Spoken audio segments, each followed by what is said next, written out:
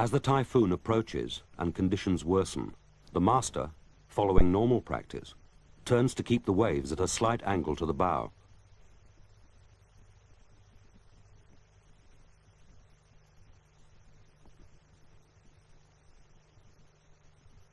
The vessel begins to take heavy waves of increasing frequency and intensity over the bows. The foredeck stores hatch cover is carried away, so that the bosun's store space fills with every wave over the bow, probably filling in less than an hour. As the main force of the typhoon approaches, the seas worsen even more, with substantial green seas crashing onto the foredeck. Damage occurs to deck fittings. The ventilator tops are carried away, leaving the ventilators open to the sea. The four-peak ballast tank takes on water with every wave, and in some 12 hours is more or less filled.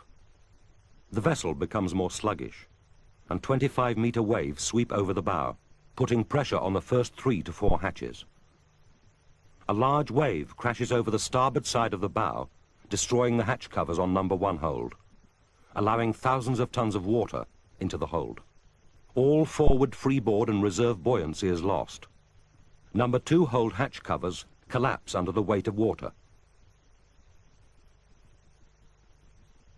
The next hatch cover is driven inwards by wave pressures as number 1 tanks implode.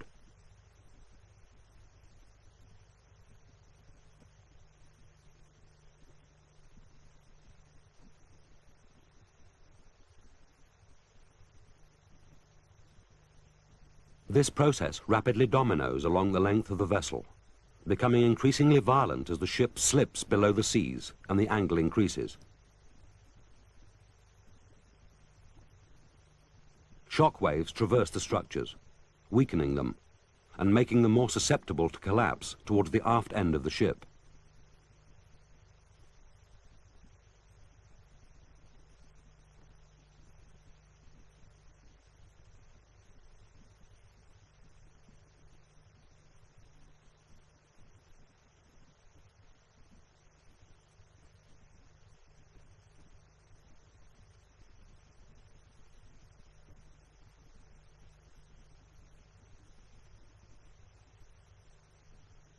Implosions at the forward end of the slop tanks rupture the engine room structures.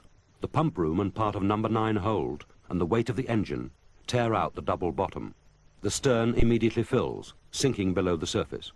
The accommodation, already seriously damaged, separates below the surface. The time elapsed between the collapse of number 1 hold hatches and the sinking of the stern is about 2 minutes.